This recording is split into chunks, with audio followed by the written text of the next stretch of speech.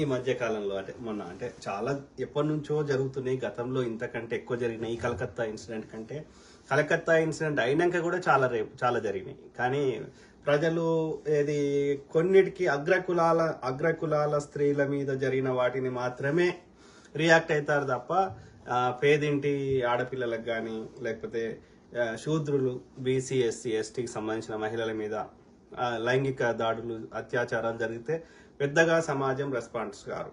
అదే అగ్రకులాలు బ్రాహ్మణులు రావులో రెడ్డిలో అట్లా అగ్రకులం వాళ్ళైతే లేకపోతే ఠాకూర్లో వాళ్ళ రియాక్షన్ వేరే విధంగా ఉంటుంది. సో ఈ ద్వంద్వ నీతి అంటే బీసీ ఎస్సీ ఎస్టీలు కానీ పేదింటి వాళ్ళ లోపల ప్రాణం లేదా కేవలం ధనవంతుల వాళ్ళకి జరిగితేనే నొప్పి అవుతుందా అనేది ఒకటి ఆలోచించుకోవాలి. ఎందుకంటే ఏమైతుందంటే సమాజంలో భూములు సంపద మీడియా అన్ని కొద్ది మంది అగ్రకులాల వాళ్ళే ధనవంతులు ఉంటారు. అగ్రకులాల ధనవంతుల చేతిలో ఉన్నాయి కాబట్టి వాళ్ళకి నొప్పి అయితేనే అది మీడియాలో దాన్ని పెద్ద ప్రాపగండా చేస్తారు. రేపు ఎవరికైనా ఏ మనిషికైనా అది నేరమే. కానీ the way reaction is completely different. ఇది ద్వంద్వ నీతి కరెక్ట్ కాదు.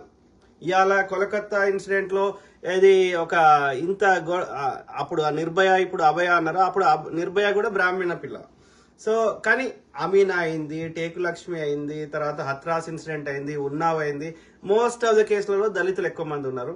మరి వాళ్ళ ప్రాణానికి విలువ లేదా? ఒక్కరన్నా ఇవాళ రియాక్ట్ అవుతున్న వాళ్ళు, ఇవాళ గొంతు దించుకుంటున్న వాళ్ళు, ఇవాళ ఏడుస్తున్న వాళ్ళు, బాధపడుతున్న వాళ్ళు గతంలో ఇంతకంటే ఎక్కువ జరిగినాయి. మణిపూర్లో ఎంత ఘోరం జరిగింది?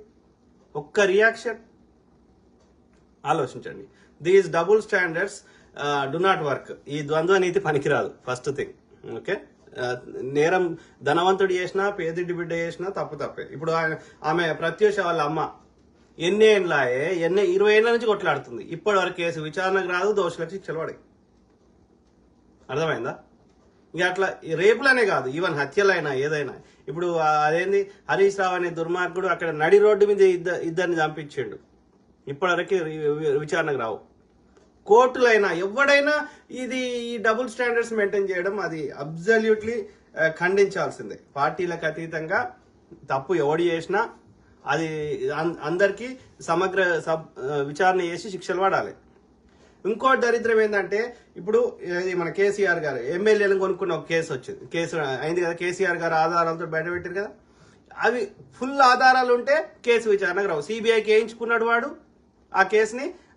ఇక్కడ హైకోర్టులో తీర్పు ఇప్పించుకొని ఇక రాదిగా ఆ బిఎల్ సంతోష్ శిక్షలు పడాయి. ప్రజలు ఎన్నుకున్న ఎన్ని ప్రభుత్వాలను కూర్చున్నా బీజేపీలకు శిక్షలు పడాయి ఈ బ్రాహ్మణులకి. ఎందుకంటే మోస్ట్ ఆఫ్ ద జడ్జిలు కూడా బాపనోళ్ళు ఉండి వచ్చారు. అంటే ఎక్కడికి పోతుంది? అంటే ఒక కులం వాడి చేస్తే, ఒక సామాజిక వర్గాన్ని వాడి చేస్తేనేమో భూతద్దం పెట్టి వానికి శిక్షలు వేస్తావు. ఒక అగ్రకులం వాడి ఈవెన్ మీరు మనుధర్మశాస్త్రం చదవండి, బ్రాహ్మణుడు ఎన్ని నేరాలు చేసినా శిక్షలు లేవు. అదే బీసీ ఎస్సీ ఎస్టీలు శూద్రుడు తుమ్మినా తగ్గినా శిక్షలు ఉన్నాయి. అంటే ఏంది? నీ బ్రాహ్మణ ఆధిపత్యాన్ని కొనసాగిస్తా అంటే ఎట్లా కలుస్తుంది? నువ్వు చేసే నేరాలకేమో చట్టబద్ధత చేసుకున్నావు. దళిత స్త్రీ అమ్మాయిలతోటేమో భోగమాట ఆడిస్తే, ఒక గుళ్ళల్లో బట్టలు లేకుండా నాట్యం చేపిస్తే తప్పు కాదు. అర్థమైందా? 100 కేసులలో ఎక్కడో ఒక చోట ఎవడో వాడు తాగినోడో ఎక్కడన్నా ఒక్క ఇన్సిడెంట్ జరిగితే the way society reacts completely different. These double standards we do not tolerate, we do not accept, we should not accept. We keep fighting for justice. అర్థమైందా? ఎవరికైనా సేమ్ రియాక్షన్, ఏ పార్టీ అధికారంలో ఉన్నా సరే. ఇది కోల్కతా ఇన్సిడెంట్. కోల్కతాలో జరిగిన ఇప్పుడు రీసెంట్ ఇన్సిడెంట్ లో అది ఎక్కడ ఇప్పుడు రాహుల్ గాంధీ గారు బీజేపీని భయంకరంగా ప్రశ్నిస్తున్నాడు. అసెంబ్లీ పార్లమెంట్ సాక్షికి కానీ ఎన్నికలప్పుడు కానీ అవుట్ సైడ్ కానీ. సిమిలర్లీ రాహుల్ గాంధీ కంటే కూడా 2 ఆకులు ఎక్కువ చదివి ఇంకా బీజేపీతో ఈ బ్రాహ్మణ జనతా పార్టీతో కొట్లాడుతుంది. ఒకరు ఆమ్ ఆద్మీ పార్టీ, కేజ్రీవాల్ గారి పార్టీ. ఆమెను ఎంత ఇబ్బంది పెడుతున్నాడో మనం చూస్తున్నాం, ఆమ్ ఆద్మీ పార్టీని, కేజ్రీవాల్ గారిని. సిమిలర్లీ ఏది మన వెస్ట్ బెంగాల్ కోల్కతా ఏది తృణమూల్ కాంగ్రెస్, వాళ్ళ తృణమూల్ కాంగ్రెస్ సంబంధించిన ఎంపీలు అయితే బీజేపీని చీల్చి చెండాడిరు. మొన్న బడ్జెట్ అప్పుడు కానీ రాష్ట్రపతి ప్రసంగం కానీ ఎప్పుడైనా సరే. సో కాబట్టి ఇక్కడ ఈ మొత్తం ఈ ఇన్సిడెంట్ రచన చేసింది బీజేపీ వాళ్ళు అయినా ఆశ్చర్యపోవాల్సిన అవసరం లేదు. ఎందుకంటే కాంగ్రెస్ ప్రభుత్వాన్ని కూల్చడానికి పాకిస్తాన్ తోటి, చైనా తోటి కూడా భారతదేశం మీద దాడులు చేయించి, పుల్వామా దాడులు చేయించి, ఒక్క కేసు మీద కాంగ్రెస్ హయాంలో ఏ నేరం జరిగినా సరే, ఏ తీవ్రవాద దాడి జరిగినా సరే విచారణ జరిగేది, సమగ్ర విచారణ జరిగేది, దోషులకు శిక్షలు పడేది. కులాలకు మతాలకు అతీతంగా, అది ప్రజ్ఞా సాధ్వి అయినా సరే, భక్తులైనా సరే, కసబ్ అయినా సరే, ఇంకోడైనా సరే, సమస్య చర్చ ప్రజా సమస్యల మీదనే ఉండేది. బీజేపీ వచ్చినాక ఇన్ని దాడులు జరుగుతాయి, ఒక్క దాని మీద విచారణ జరగదు, ఒక్క దోషి శిక్షలు పడాయి. అంటే అర్థమైంది ఎందుకు విచారణ చేస్తే అసలు దోషులు అసలు రంగు బయటపడుతుంది కదా. పుల్వామా దాడి చేయించినప్పుడు దేశంలోకి 200 కేజీల ఆర్డీఎక్స్ ఎందుకు వచ్చిందో తెలియాలి కదా ప్రజలకి. మరి విచారణ ఎందుకు జరగదు? ఎందుకంటే చేయించింది నువ్వే. విచారణ చేస్తే మొత్తం ఈ బీజేపీ సంబంధించిన అందరి బడాబాబుల పేర్లని బయటకు వస్తాయి. కాబట్టి ఏం చేస్తావు? ఎన్కౌంటర్ చేస్తావు. ఎవడన్నా గట్టిగా మాట్లాడితే వాని క్యారెక్టర్ అసాసినేట్ చేస్తావు. ఆ నిజాలు బయటకు వచ్చే అవకాశం ఉంటే వాడిని జైల్లో పెడతావు. జైల్లో పెట్టే అవకాశం లేదు, వీలైతే చంపేస్తావు. చంపే వీలు కాకపోతే జైల్లో పెడతావు. ఇప్పటికి 30 ఏళ్ల నుంచి తప్పుడు కేసులు బనాయించి ఏది నరేంద్ర మోడీయే కావాలని గోద్రా అల్లరి చేయించిండంటే ఆయనను జైల్లో పెట్టిండు ఐఏఎస్ ఆఫీసర్ సంజయ్ భట్ అనే కాశ్మీరీ పండిత్ని. సో కాబట్టి ఇవాళ కోల్కతాలో కూడా దీదీని ప్రభుత్వాన్ని ఇబ్బంది పెట్టడానికి చేయించారు కావచ్చు, ఎవరికి తెలుసు కదా. అందుకే విచారణ చేసి పూర్తి వాస్తవాలు బయటకు రావాల్సిన అవసరం ఉంది. అది జనరల్ గా చెప్తున్నా, ఏ ఇన్సిడెంట్ అయినా ఎవరి మీద జరిగినా సమగ్రంగా సంపూర్తిగా విచారణ జరగాలి, నిజమైన దోషులకు శిక్షలు పడాలి. కానీ ఇక్కడ నేనేమంటున్నా అంటే, దోషులకు శిక్షలు పడితే నేరాల రేపులు కానీ నేరాలు ఆగుతాయా చెప్పండి? కొన్ని చాలా వరకు కేసులలో బడాబాబులు ఉన్న కేసులేమో విచారణకు రావు. బడాబాబులు ప్రత్యూషణ అత్యాచారం చేసిన వాళ్ళ కేసులు విచారణకు రావు. ఎందుకంటే ఆధారాలు ఉన్నాయి, అన్ని ఉన్నాయి. వాడికి విచారణకు వస్తే వాడికి శిక్ష పడుతుంది. కాబట్టి ఆ విచారణ రాకుండా వాడు చచ్చిపోతాడు. చచ్చిపోయినాక వాడు ఆధారాలు వాడు లేరు కాబట్టి, ఎవరు సాక్షులు లేరు, ఆధారాలు లేవు కాబట్టి కేసు కొట్టివేయడం అయినది అని వాడు తీర్పిస్తాడు. ఎందుకు విచారణకు రావు? 30 ఏళ్ళైనా 50 ఏళ్ళైనా విచారణకు ఎందుకు రావు? సో బడాబాబులది ఎవర్రా శిక్షలు అనుభవించేది ఎవర్రా అంటే ఎలాంటి సపోర్ట్ లేని వాళ్ళు. ఇప్పుడు దిశ ఇన్సిడెంట్ అయింది. దిశ ఇన్సిడెంట్ లో ఆయన ఎన్కౌంటర్ చేసిండు. ఎందుకు ఎన్కౌంటర్ చేసినావు? ఎన్కౌంటర్ ఎప్పుడు చేయాలి? నీకు థ్రెట్ ఉంది అనిపిస్తే చేయాలి. అంటే ఏమంటున్నాడు? అప్పుడేమో పండుగ చేసుకున్నాడు, పాలాభిషేకాలు చేయించుకున్నాడు సజ్జనార్. ఇప్పుడు కోర్టు అడుగుతుంది ఎందుకు చేసినావు అంటే నాకు సంబంధం లేదు, కింది స్థాయి పోలీసులు ఏం చేశారో నాకు తెలియదని అంటున్నాడు. అర్థమైందా? సో కేసు విచారణ చేస్తే కదా దాని వెనకాల ఉన్న బడాబాబుల పేర్లు బయటకు వస్తాయి. సో విచారణ చేయకుండా కేవలం వాళ్ళని ఎన్కౌంటర్ చేసేస్తే అంటే నిజమైన దొంగల్ని రక్షిస్తున్నట్టు. అప్పుడు కేటీఆర్ డ్రగ్స్ చేయించి అంతా మొత్తం రాష్ట్రం అంతా చేయించి ఓ పిల్లగాన్ని తీసుకుపోయి ఆయన చంపేసి రైల్వే ప్లాట్ఫామ్ మీద పడేసారు, రాజు అనే పిల్లగాన్ని. కానీ అంటే అర్థమైంది, ఆ వెనకాల చేయించిన కేటీఆర్ పేరు బయటకు రాకూడదు. అది కాదు, నువ్వు నిజాన్ని ఎన్కౌంటర్ చేస్తున్నావు, వాళ్ళని ఎన్కౌంటర్ చేస్తలేవు. మరి చేయరి, బడాబాబులను ఎన్కౌంటర్ చేయరి, అగ్రకులాల వాళ్ళని ఎన్కౌంటర్ చేయరి, ఎవడు చేయడు.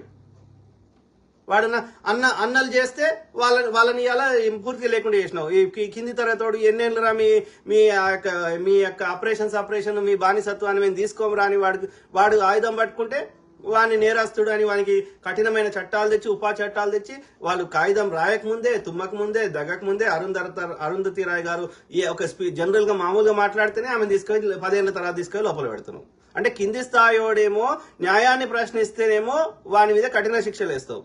బడాబాబులు అగ్రకులాల వాళ్ళు ఎన్ని తప్పులు చేసినా వాడికి శిక్షలు లేవు.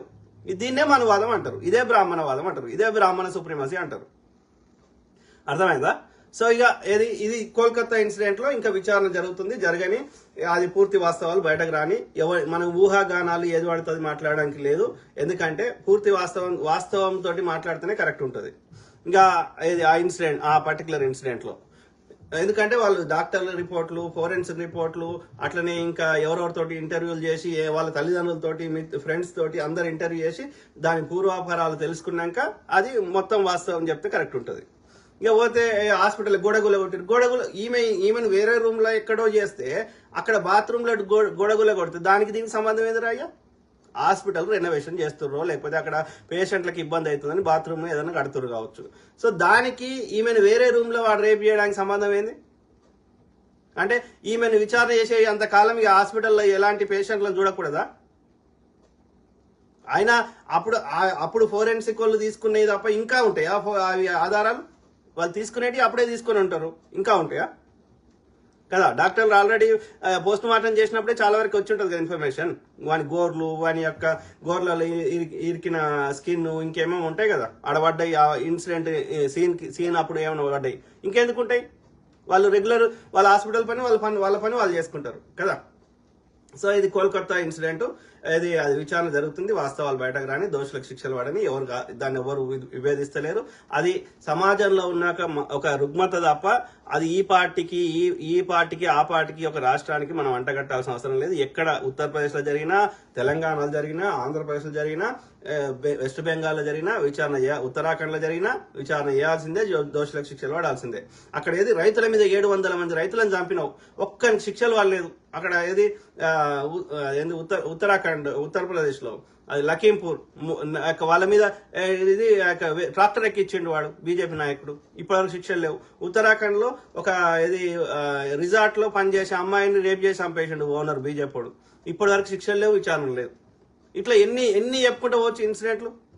మణిపూర్ వాడు గొడగొడ ఏడిచినా ఒక్కసారి పార్లమెంట్ లో మేము విచారణ చేస్తాము, దోషులకు శిక్షలు వేస్తామని మాట్లాడు. ఈవెన్ ఈ కలకత్తా ఇన్సిడెంట్ కూడా మరి ప్రధాని ఉన్నాడు, నేను సమగ్ర విచారణ చేసి దోషులకు శిక్షలు పడేటట్టు చేస్తా, ఇట్లనే దేశంలో కూడా ఇట్లాంటి కాకుండా చేయడానికి బేటీ పడావో బేటీ బచావో అని నాకు నినాదం తీసుకున్నా. ఈ బేటీని రక్షించడానికి మేధావులతో కమిటీ చేసి వాళ్ళ యొక్క మేధావుల ఆలోచనలు, సామాజిక కార్యకర్తల ఆలోచనలు తీసుకొని నేను ఒక చట్టం చేస్తా, ఆ చట్టాన్ని కింది స్థాయి దాకా ఇంప్లిమెంట్ చేసేటట్టు చేస్తా. ఏమైనా ఉన్నదా?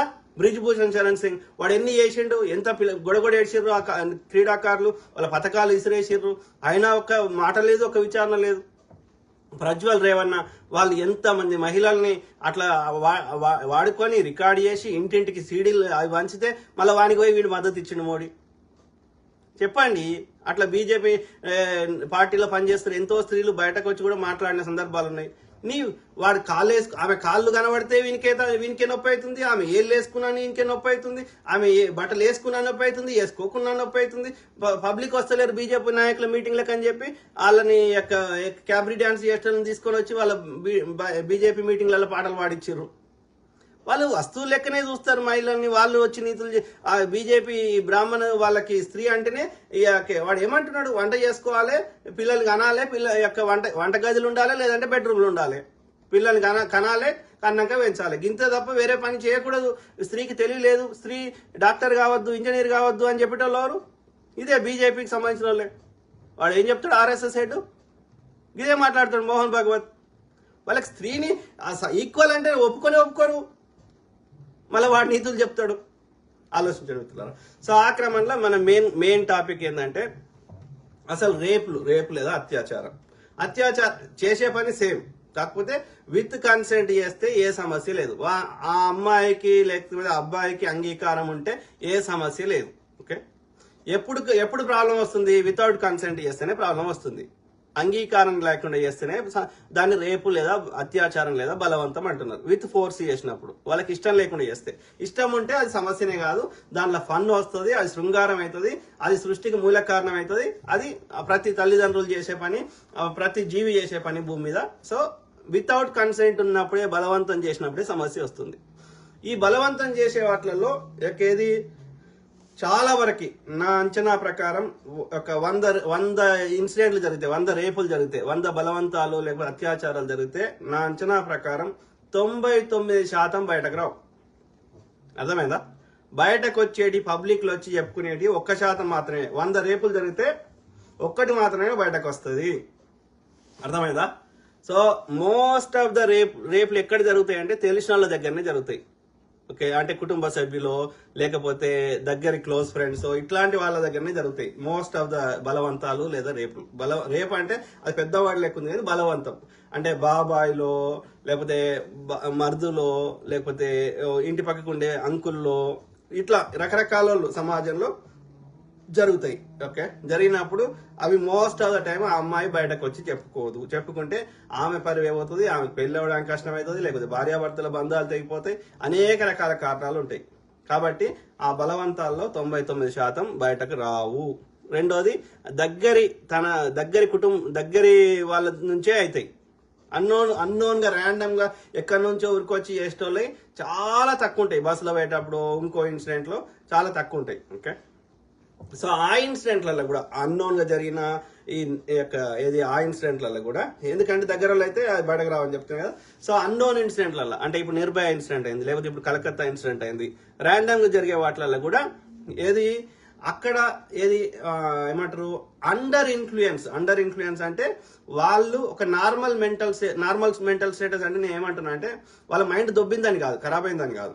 వాళ్ళకి ఏంటంటే ఇప్పుడు ఒక రకమైన పగ వెంజెన్స్ అంటారు. వెంజెన్స్ అంటే ఏమంటే పగ అంటారు. అంటే ఆమెకు లవ్ ప్రపోజ్ చేసిండు, ఆమె ఒప్పుకోలేదు, లేకపోతే వాడిని అసహించుకుంది, లేకపోతే వేరే వానితో తిరుగుతుంది.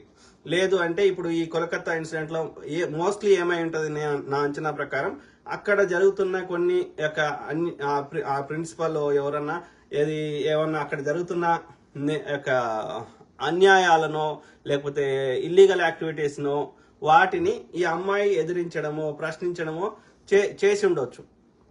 అర్థమైందా? మోస్ట్ ఆఫ్ ద కేసులలో వాళ్ళిద్దరి ఈ రేప్ వాళ్ళిద్దరి మధ్యలో ఏదో పగ ఉండి ఉంటది. ఇప్పుడు ఇది హత్రాస్ ఇన్సిడెంట్ లో ఆమె పొద్దుగాల 10 గంటలకు చేనుకు పోతుంటే ఆమెని వీడు ఇది అంటే వాళ్ళిద్దరి మధ్యలో అంతకుముందే ఎన్నోసార్లు ఇంటరాక్షన్ అయి ఉంటది. అది ఈ శృంగారం రిలేటెడ్ కాకుండా వేరే రకంగా వాళ్ళిద్దరి మధ్యలో కాన్ఫ్లిక్ట్ వచ్చి ఉంటది. వచ్చినప్పుడు దాన్ని వాడు పగ పెట్టుకొని రైట్ టైం మోకా కోసం ఎదురు చూసి వాడు వాని దోస్తులు కలిసి వాడి పగని తీర్చుకోవడం, ఆమెను ఎంజాయ్ చేయడం కంటే కూడా వాని పగని తీర్చుకోవడం. స్త్రీ మీద వాడు పగ ఎట్లా తీర్చుకుంటాడు? ఫస్ట్ చేసేది వాడు రేప్ చేసినాక ఏమవుతుంది, దొరుకుతా అని చెప్పి చంపేస్తాడు. కానీ రేప్ చేసే ముందు ఏమనుకుంటాడు, 99% ఆఫ్ ద టైమ్స్ నేను దొరక అనుకుంటాడు, దొరుకుతా అని చేయడు. కొందరు మాత్రం ఇక పగ హద్దులు మీరినప్పుడు ఇక ఏమైతుంది నేను సచ్చినా సరే అని వాడు చేస్తాడు. అంటే ఏం చెప్తున్నా అంటే వాళ్ళిద్దరి మధ్యలో వాడు పగని ప్రతీకారాన్ని వేరే ఈ రేప్ చేసి చంపేసే కార్యక్రమంలో తీసుకుంటాడు అని చెప్తున్నా. వాడి కోరికలు ఎక్కువే కాదు అని చెప్తున్నా. కొన్ని కేసులలో మాత్రము ఒంటరిగా ఉన్నప్పుడు, చిన్నపిల్లలు కానీ మహిళలు కానీ ఒంటరిగా ఉన్నప్పుడు, ఒక నిర్మానుష్యంగా ఉన్నప్పుడు, డే టైంలో కానీ లేకపోతే మోస్ట్లీ నైట్ టైంలో కానీ ఒంటరిగా మహిళ దొరికినప్పుడు అక్కడ గ్రూప్ ఆఫ్ పీపుల్, లేబర్ వాళ్ళు కానీ లేకపోతే ఏమంటారు మోస్ట్లీ అన్ఎడ్యుకేటెడ్ పీపుల్, చదువుకోని వాళ్ళు, లేబర్ వాళ్ళు, యూత్ టైప్ వాళ్ళు తాగిన మత్తులో ఉన్నప్పుడు కానీ, డ్రగ్స్ తీసుకున్నప్పుడు కానీ, లేకపోతే వాని లోపల ఉన్న రాక్షసత్వం ఒంటరికి కనిపించగానే బైకులు వేసినా కానీ కొన్ని ఇన్సిడెంట్లు జరుగుతాయి. కానీ మోస్ట్ ఆఫ్ ద కేసులలో ఆ పగతోటే జరిగేటివి ఎక్కువ ఉంటాయి. వాడి పగ తీర్చుకోవడానికి జరిగేటివి ఎక్కువ ఉంటాయి. సో ఇది పరిస్థితి ఉంది. అంటే ఈ రేపులు జరగడానికి మూల కారణాలు. సో ఇవన్నీ ఓకే. సో ఏది జరిగినా ఏ సమస్య ఉన్నా దానికి సమస్యకు పరిష్కారం దాని పరిష్కారం కనుక్కునే ప్రయత్నం చేయాలి తప్ప ఒకరిని చంపడం కానీ, వాళ్ళ కన్సెంట్ లేకుండా, వాళ్ళ అనుమతి లేకుండా రేప్ చేయడం కానీ తప్పు. కొన్ని ఇన్సిడెంట్లలో మహిళలు వాళ్ళంతా వాళ్ళు చేస్తున్నారు కానీ తప్పుడు కేసులు బనాయిస్తున్నారు. వాడు చేయను అని ఆమె ఇష్టంతో చేసి మళ్ళీ నాకు తర్వాత రేప్ చేసిండు అనడం, అవి తప్పదు. ఇక వాళ్ళు అమ్ముకునేటోళ్ళ గురించి మనం మాట్లాడతలేము. వాళ్ళు బలిసి ఎవరితో వాళ్ళతో అమ్ముకునేటోళ్ళు, అది వాళ్ళు ఇష్టంతో చేస్తే ఏ సమస్య లేదు, అమ్ముకున్నా లేదు, 100 మందితో తిరిగినా ఏం కాదు. సో ఓవరాల్ చెప్పదలుచుకున్న సారాంశం ఏంటంటే ఈ బలవంతం కేసులలో చాలా వరకు ప్రతీకారం తీర్చుకోవడానికి అయితే కొన్ని మాత్రం వాడు తాగి ఉన్నప్పుడు, డ్రగ్స్ తీసుకున్నప్పుడు, అండర్ ఇన్ఫ్లుయెన్స్ ఉన్నప్పుడు జరుగుతాయి. అయితే పగ అనే అండర్ ఇన్ఫ్లుయెన్స్, లేదా అంటే డ్రగ్స్ కానీ ఆల్కహాల్ లాంటి అండర్ ఇన్ఫ్లుయెన్స్ చాలా చాలా తక్కువ కేసులలో కోరికలు వాడు అనుకోలేక జరిగే కేసులు చాలా తక్కువ ఉంటాయి. అవి కూడా క్లోజ్ ఫ్యామిలీలనే ఉంటాయి, విత్ ఇన్ ద ఫ్యామిలీలనే ఉంటాయి. అవి బయటకు రావు most of the time. Okay, అర్థమైందా? సో ఇది రేపులు ఏ పరిస్థితులు జరిగే అవకాశం ఉంది. ఇక జరిగినప్పుడు ఏం చేస్తారు, అగ్రకులాల వాళ్ళు కానీ ధనవంతుల పిల్లలకు జరగగానే దాన్ని టీవీలో చూపెట్టి కొవ్వొత్తులు పట్టుకొని పెద్ద ర్యాలీ చేస్తారు. ఒక రోజులు, ఒక వారం రోజులు ఎక్కడ చూసినా అది సామాజిక కార్యకర్తలు అదే మాట్లాడతారు, టీవీలలో డిబేట్లు అదే ఉంటాయి. తర్వాత పొద్దుగాలేసి టీవీలో అదే చూపెడతారు, అన్ని మీడియాలలో, పేపర్లలో, అన్నిట్లలో, సోషల్ మీడియాలో. కథం వారం అయిపోగానే కథం దాని గురించి ఇంతవరకు మళ్ళీ ఏ ప్రభుత్వాలు ఏ పెద్దగా చర్యలు తీసుకోవు. అది రాష్ట్ర ప్రభుత్వాలు కానీ కేంద్ర ప్రభుత్వాలు ఈ వారం రోజులు పండుగ చేసుకుంటారు. ఈ యొక్క ఆ యొక్క బాధితురాల పేరు మీద వాళ్ళు యూస్ చేసుకొని సంపాదించుకుంటారు ఈ యొక్క 4 పైసలు తప్ప. వారం ప్రభుత్వము ఒక్క చర్యలు చేయదు, రాష్ట్ర ప్రభుత్వం చేయదు, కేంద్ర ప్రభుత్వం చేయదు. తర్వాత ఏది యొక్క కన్సిస్టెంట్ గా వారం తర్వాత కూడా ప్రభుత్వాలు చట్టాలు తెచ్చో లేకపోతే ఇంకా వేరే అనేక రకాల చర్యలు తీసుకొనో మేధావుల ద్వారా కమిటీ చేసో దా సమస్యకు పూర్తి పరిష్కారం చేయడానికి నిరంతరం కొట్లాడేటోళ్ళు ఎవరు ఉండరు. వారం తర్వాత ఎవరింటికి వానికి పోతారు. మళ్ళా ఇది కొంచెం చల్లవడంగానే ఒక 6 నెలలకి మళ్ళీ ఇన్సిడెంట్ అవుతుంది. మళ్ళా కాగానే మళ్ళీ కొవ్వొత్తులు పట్టుకొని వస్తారు, మళ్ళీ వారం రోజులు మీడియాలో పెట్టుకుంటారు, కథ మళ్ళా తర్వాత మళ్ళీ మర్చిపోతారు, మళ్ళీ 6 నెలలకు మళ్ళీ జరుగుతుంది. అంటే దీనికి అంతం లేదు. మళ్ళీ అల్ల కూడా 100 జరిగితే ఆ వచ్చిన 10 కూడా ఒక్కదానికే రియాక్ట్ అవుతారు. ధనవంతుల పిల్లలకి అగ్రకులాల పిల్లలకి అయిందే రియాక్ట్ అవుతారు. మిగతా అమీనా అవుతుంది, ఆయేషా అవుతుంది. ఇక ఇయ్యాలనే చూసిన ఇది మహారాష్ట్రలో అక్కడ బీజేపీ ప్రభుత్వం ఉంది కదా మహారాష్ట్రలో. ఆ చిన్న పాపం మీద జరిగింది, కిండర్ గార్డెన్ అంటే 3 5 పాపం మీద జరిగిందంట. సో మరి వాళ్ళ మీద ఒక్కరు మాట్లాడతలేరు, ఏ మీడియా చూపెడతలేదే. అంటే ఎక్కడికి తీసుకుపోతున్నారు ఇది? అది కరెక్ట్ కాదు కదా. సో మళ్ళీ 6 నెలలకు మళ్ళీ జరుగుతుంది. ఇదే రిపీట్. ఎట్లా అంటే మన దగ్గర వాడు రోడ్ వేస్తాడు, రోడ్ వేసినాక వారం రోజుల్లో మంచిగా ఉంటుంది. అది మళ్ళీ ఖరాబ్ కాగానే మళ్ళీ రోడ్ వేస్తాడు తప్ప అరే ఈ రోడ్ వేసినోడు అది 3 ఏళ్ళు 5 ఏళ్ళు ఉండాలి. అది ఏమన్నా దానికి 3 ఏళ్ళ లోపల ఏమన్నా అయితే వాడే ఎవడు రిపేర్ చేసిండో వాడే పెట్టుకోవాలి, ఆ నాణ్యత మెయింటైన్ చేయాలి. ఒక్కడు మాట్లాడు రోడ్ బాగలేదు అంటాడు. ఒర్రంగా వాడు ఏదో మళ్ళీ డొక్కు రోడ్ ఎత్తాడు, మొత్తం వాళ్ళకి ఎక్కువ డబ్బులు బిల్ చేస్తాడు. అందులోకి వెళ్ళి ఒక 10% ఖర్చు పెట్టాడు, నాణ్యత లేకుండా వేస్తాడు. మళ్ళా నెల రోజులు ఉంటుందో లేదో మళ్ళీ విక్తుంది. అంటే ఇది రిపీట్ అవుతుంది. అంటే నేను ఏమో చెప్తున్నా అంటే సమస్యకు శాశ్వత పరిష్కారం చూపెట్టాలి, మనుషులను రెస్పాన్సిబుల్ చేయాలి అనే ఆలోచన 1% కూడా ప్రశ్నించే వారికి లేదు, పాలకులకు లేదు. ఇంకా ఎట్లయితే ఎట్లా బాగుపడతారు? దూపగానే బాయ్ తవ్వాలంటారు. ఎప్పుడు చూసినా ఆయింట్మెంట్ పెడతా, టెంపరీ ఫిక్స్ చేస్తా అంటాడు తప్ప లోపల పుండు ఉన్నప్పుడు యాంటీబయాటిక్ వేద్దాము, లేకపోతే దానికి సరైన మందు ఇద్దాము, లేకపోతే ఆపరేషన్ చేద్దాము, దానికి సమస్యకు పూర్తిగా శాశ్వత పరిష్కారం చూపెడదామన్న ఇంగిత జ్ఞానము పాలకులకు లేదు. ఈడ టీవీలలో వచ్చి సోషల్ మీడియాలో వచ్చి లేకపోతే సామాజిక కార్యకర్తలకి ఈ పార్టీ వాళ్ళకి ఏ పార్టీకి లేదు. ఇది కరెక్ట్ కాదు. This is not the way. ఇది ఫన్ కోసం కాదు, అర్థమైందా? అది ఎవడు చేసిండు, ఎందుకు చేసిండు, సమగ్ర విచారణ చేసి దోషులకు శిక్ష వేయడం ఒక పద్ధతి. దోషులకు శిక్షలు వేసినంత మాత్రాన నేరాలు ఆగుతున్నాయా? ఇప్పుడు ఏది నిర్భయ ఇన్సిడెంట్ అయింది, ఊరి తీసినాం, మరి ఆగాలి కదా, తర్వాత ఒక్క రేపు కావద్దు కదా. ఎందుకు అవుతున్నాయి? అయినా సరే ఎన్ని శిక్షలు వేసినా ఎందుకు అవుతున్నాయి? మన దేశమే కాదు, ఈవెన్ ఇంక్లూడింగ్ అమెరికాలా, ఇంక్లూడింగ్ ఆస్ట్రేలియాలా, యూకేలా, ఎక్కడ కానీ ఏ అగ్రదేశమైనా సరే ఎన్ని శిక్షలు వేసినా నేరాలు ఆగుతున్నాయా? ఆగవు. ఎందుకంటే విచక్షణ ఉన్నోడు నేరం చేయడు. ఎవర్రా నేరం చేసేటోళ్ళు అంటే ఇక ఆర్గనైజ్ క్రైమ్ చేసేటోళ్ళు ఉంటారు చూసినావా. ఇప్పుడు సెక్స్ ర్యాకెట్ కానీ లేకపోతే డ్రగ్స్ ర్యాకెట్ కానీ ఒక ఆర్గనైజ్డ్ క్రిమినల్స్ ఉంటారు కదా, వాళ్ళ వృత్తే అది. అట్లా చేసి ఒక నెట్వర్క్ ద్వారా చేసి వాళ్ళు డబ్బులు సంపాదించుకునే వాళ్ళు నువ్వు ఎన్ని శిక్షలు ఎన్ని చేయి వాళ్ళు చేసేది వాళ్ళు చేస్తారు, ఎందుకంటే వాళ్ళకి డబ్బులు వస్తున్నాయి కాబట్టి. అట్లాంటి వాళ్ళని పోలీసులు ఈ యొక్క విచారణ సంస్థలు వాళ్ళు విచారణ చేసి పోలీసులు వాళ్ళకి శిక్షలు వేస్తున్నారు దొరికిన కాడికి. అయినా సరే వాళ్ళు తక్కువ కాలంలో ఎక్కువ డబ్బులు సంపాదించాలి, అది కూడా కష్టపడకుండా అంటే వాళ్ళకు మోటో వేరే ఉంది కాబట్టి వాళ్ళు చేస్తూనే ఉంటారు. అది 1% ఆర్గనైజ్డ్ క్రైమ్, అది డిఫరెంట్ స్టోరీ. దాని గురించి పోలీసులు విచారణ సంస్థలు చేసేటని చేస్తున్నాయి. ఇప్పుడు ఈ రేపులు ఇట్లాంటి జరిగే ఈ రేపులు నిర్భయ కానీ ఇది కానీ అన్ఆర్గనైజ్డ్, అంటే ఇది ఒక నెట్వర్క్ లేదు, వీళ్ళకి ర్యాకెట్లు లేవు. వీళ్ళు ఏంటంటే మామూలు మనుషులు, మామూలు సిటిజన్స్, నీలాంటి నాలాగా మామూలు సిటిజన్సే. సో వానికి ఏంటంటే వాడు మోస్ట్లీ నైట్ పూట రాత్రి పూట తాగి ఉన్నప్పుడు జరుగుతున్నాయి. నేనేది ఓన్లీ స్త్రీల మీదనే దాడులు జరుగుతున్నాయి, పురుషుల మీద కూడా జరిగే అవకాశం ఉంది. రాత్రి 10 తర్వాత ఓకే, నిజంగా అవసరం లేకపోతే బయటకు పోవాల్సిన అవసరం లేదు.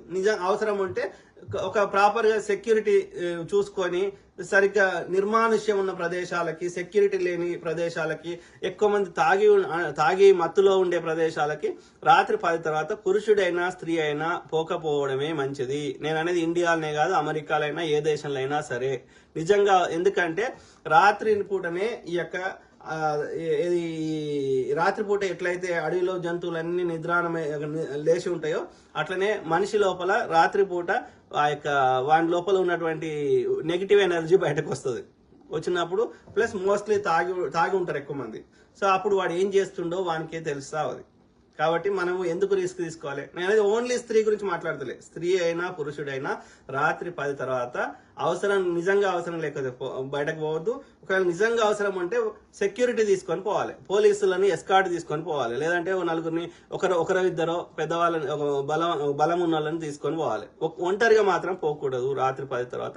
పురుషుడైనా స్త్రీ అయినా ముఖ్యంగా నిర్మానుష్య ప్రదేశాలకి, పూర్తిగా చీకటితో నిండిపోయిన ప్రదేశాలకి అసలే పోకూడదు.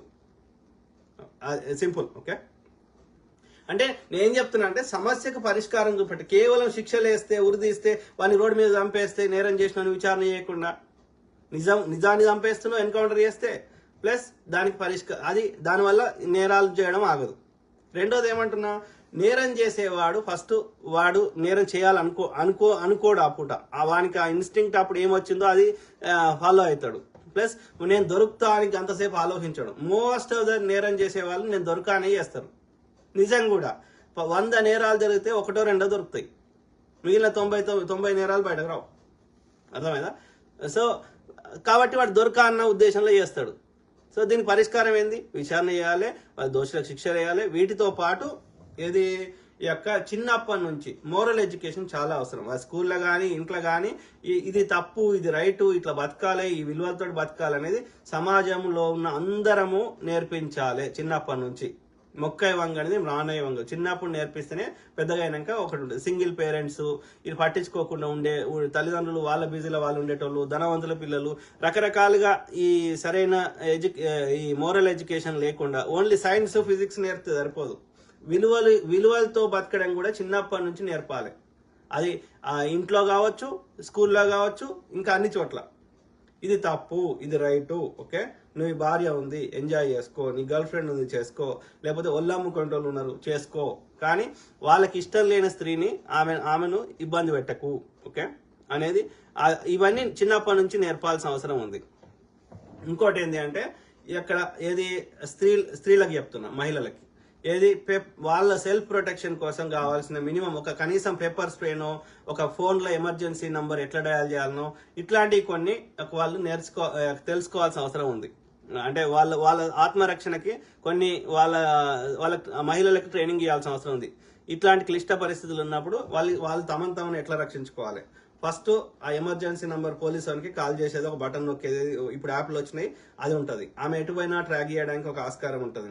తర్వాత ఏది పేపర్ స్ప్రే కానీ అవి వాళ్ళకి రక్షణకు కావాల్సిన ఏందో అవి వాళ్ళు క్యారీ చేయాల్సిన అవసరం ఉంది.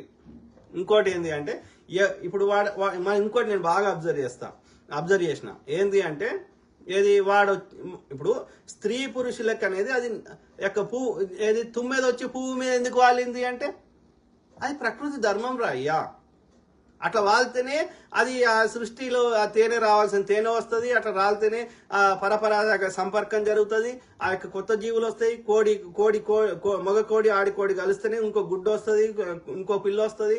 అట్లా చేపలైనా, నెమళ్ళైనా, పక్షులైనా, పులులైనా, సింహాలైనా అది ప్రకృతి ధర్మం. ఎందుకు పెట్టిండ్రు ప్రకృతి అట్లా అంటే నాకు తెలియదు, అది ప్రకృతిని అడగండి. ఓకే, సో అట్లనే స్త్రీ పురుషుల సంగమం అనేది అది ప్రకృతి పెట్టిన ఒక ఇది సృష్టి కార్యానికి కానీ ఇంకా ఎంటర్టైన్మెంట్ ఫన్కి కానీ ఏ రకంగా ఆలోచించినా అది ఒక సృష్టి ధర్మం. స్త్రీ పురుషుల మధ్యలో అది ఆ అట్రాక్షన్ అనేది అది ప్రకృతి ధర్మం. దాన్ని మనం తప్పు పట్టడానికి లేదు, అది కరెక్ట్ కాదు అని అనడం తప్పు అవుతుంది. ఓకే, సో కాబట్టి అక్కడ అయితే ఏం చెప్తున్నా అంటే వాడు మగవాడు కానీ స్త్రీ కానీ పురుషుడు కానీ ఆపోజిట్ జెండర్ని వచ్చి అడగగానే మోస్ట్ ఆఫ్ ద ఉమెన్ ఏమంటారు, చెప్పు తెగుద్ది అంటారు.